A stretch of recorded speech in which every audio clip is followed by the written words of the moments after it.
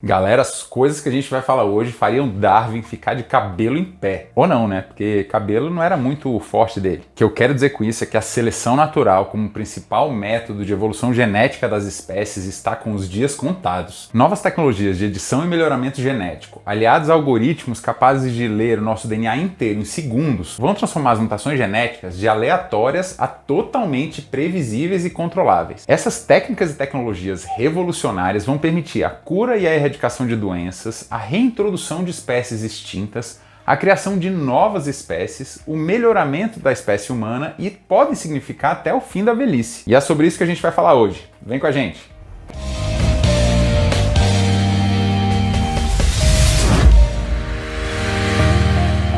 Olá, meu nome é Wilson Vedana e essa é a Futuropédia. Ô Wilson, conta logo aí que novidade é essa que eu não vejo a hora de ter 20 e poucos anos de novo. Que viagem é essa, véi?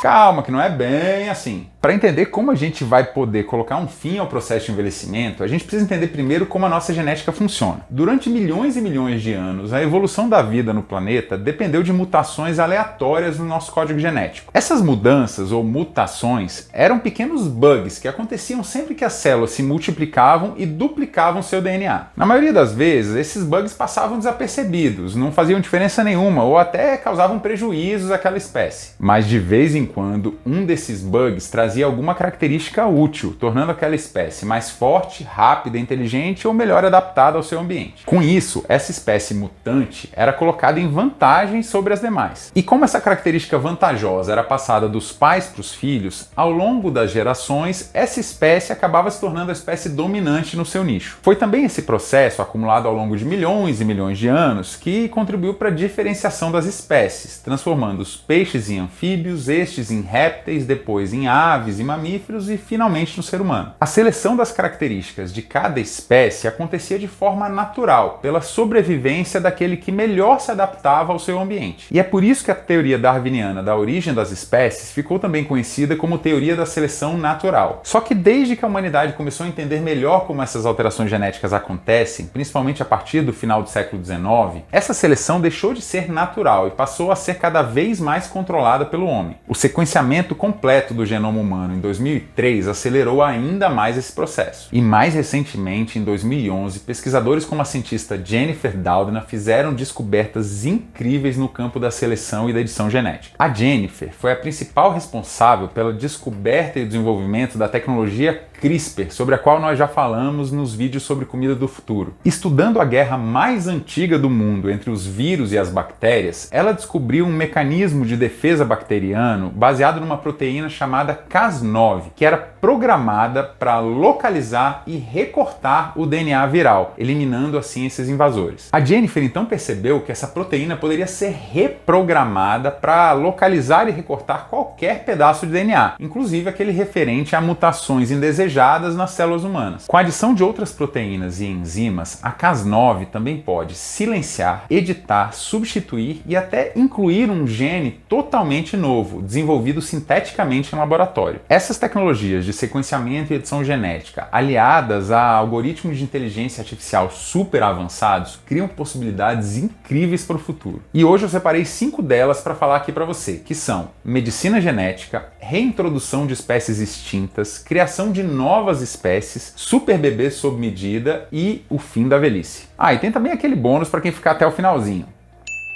Então vamos lá para o número 1, medicina genética. Com a maior rapidez e o menor custo para sequenciar o seu DNA, esse procedimento tem tudo para passar a fazer parte dos seus exames médicos de rotina. Isso vai permitir detectar antecipadamente a sua propensão a determinadas doenças e impedir o seu agravamento. E com tecnologias como a CRISPR, vai ser possível até intervir para reparar aquele gene defeituoso e impedir que essa doença aconteça. Estima-se que existam hoje mais de 10 mil síndromes cuja ocorrência é causada pela alteração de um único gene. É isso mesmo, um erro de apenas algumas letrinhas naqueles mais de 3 bilhões de pares de bases que formam os 23 mil genes do nosso DNA. A tecnologia CRISPR cria a possibilidade de corrigir esses pequenos defeitos e prevenir mutações genéticas indesejadas, promovendo o tratamento, a cura e até a eliminação completa de deficiências, síndromes e doenças antes consideradas incuráveis. Algumas doenças para as quais já existem testes clínicos usando a tecnologia CRISPR incluem a talassemia, anemia falciforme, a cegueira hereditária, AIDS, fibrose cística, distrofia muscular, doença de Huntington e vários tipos de câncer. Vou deixar aqui na descrição do vídeo alguns links sobre esses tratamentos experimentais e sobre os resultados promissores que eles têm alcançado. Número 2. Reintrodução de espécies extintas. A facilidade de decodificar o genoma das espécies e a possibilidade de completar e consertar partes defeituosas desse genoma vão permitir a reintrodução de espécies que estavam extintas há muito tempo. E se você acha que a principal razão para isso é para que na sua próxima visita ao zoológico você possa ver ao vivo um mamute lanoso, um tigre dentes de sabre ou uma preguiça gigante, você está bem enganado.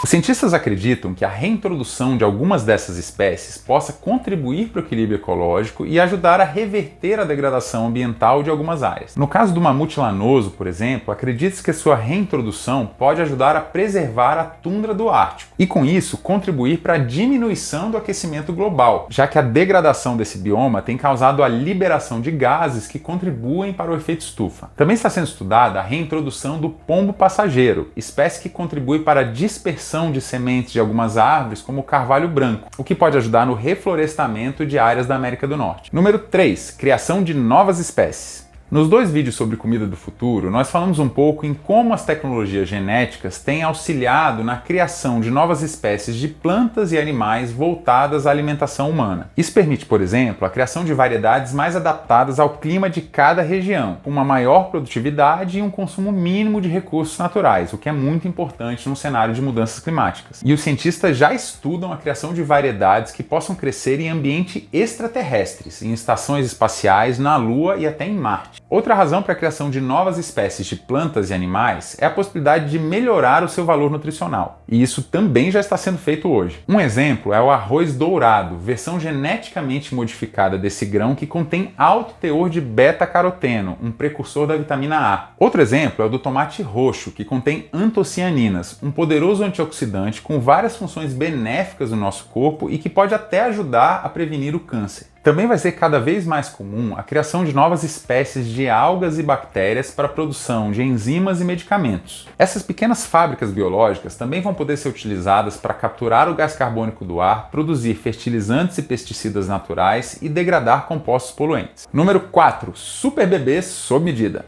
Uma aplicação bastante controversa dessas tecnologias é a chamada edição da linhagem genética. Por meio dela, é possível selecionar, alterar ou incluir características específicas nas células reprodutivas, de forma que os bebês nascidos desse processo herdem essas características e passem elas adiante para os seus descendentes. Inicialmente, é mais provável que essa técnica seja usada para eliminar a ocorrência de síndromes genéticas e diminuir a propensão hereditária a determinadas doenças. Mas do ponto de vista científico, nada impede que ela seja utilizada para selecionar o gênero, a aparência, a inteligência e até a personalidade do futuro bebê. Altura, cor dos olhos, cor dos cabelos, traços do rosto, visão e audição aguçadas, facilidade para o raciocínio matemático e uma personalidade carismática são apenas algumas das características que vão poder ser escolhidas nesse menu. E no futuro, seria possível introduzir até mesmo características de outras espécies, criando verdadeiros superpoderes para essa geração de bebês geneticamente modificados. E a criação de uma ponte entre a genética, a inteligência artificial e a robótica vai permitir que a gente vá ainda mais além, fazendo com que o ser humano se torne a primeira espécie verdadeiramente ciborgue do planeta. Rapaz, é X-Men na parada mesmo, hein?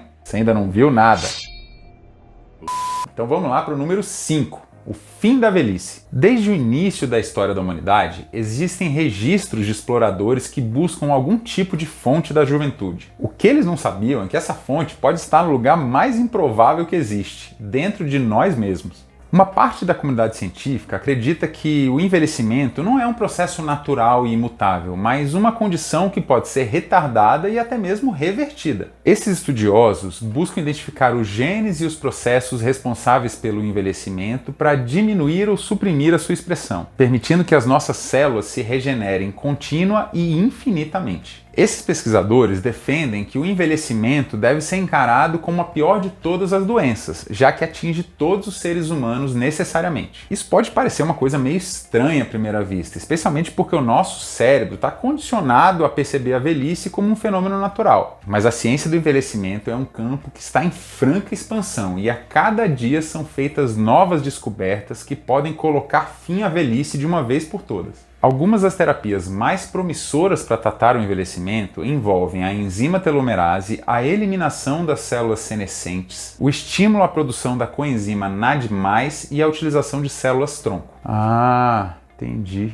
Mas Wilson, vem cá, não tem um creme que tem essas paradas aí não? Por enquanto, essas terapias ainda estão sendo testadas em animais e de forma experimental. Mas fica ligado aqui no canal que a gente ainda vai fazer um vídeo dedicado exclusivamente a esse ramo da ciência, para te ajudar a entender tudo isso que está acontecendo. Mas como eu sei que você não está se aguentando de curiosidade, eu vou deixar um monte de links legais sobre esse assunto aqui na descrição do vídeo e vou recomendar para você assistir esse vídeo aqui, ó, do canal Kurzgesagt. E antes que você envelheça mais um segundo, aproveita para pegar comigo a sua medalhinha de honra do time Futuropédia. E se você curtiu o vídeo, não esquece de detonar o botão do like, deixar o seu comentário dizendo que outros temas quer ver tratados aqui no canal e também compartilhar esse vídeo com aquela sua galera Highlander que acha que vai viver para sempre. E para você que ficou até o finalzinho mesmo, eu vou deixar aqui uma reflexão bacana para você ir pensando aí durante a sua semana.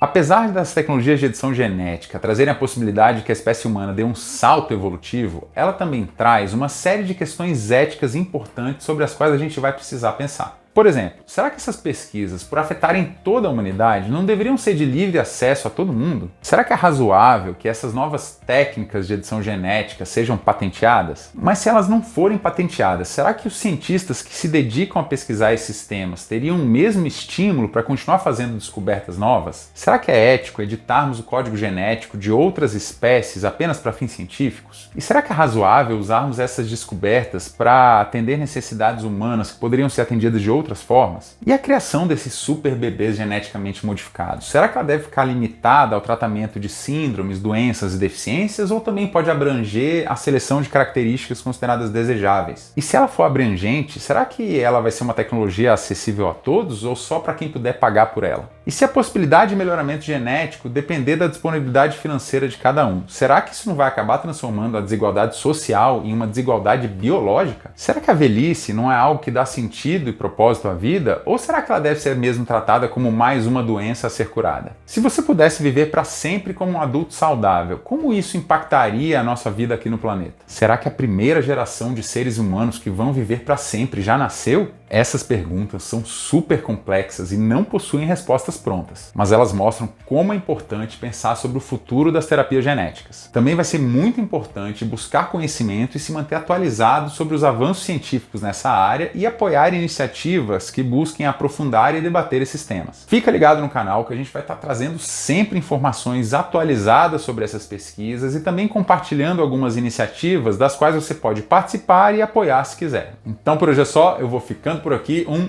beijo no coração e até a próxima!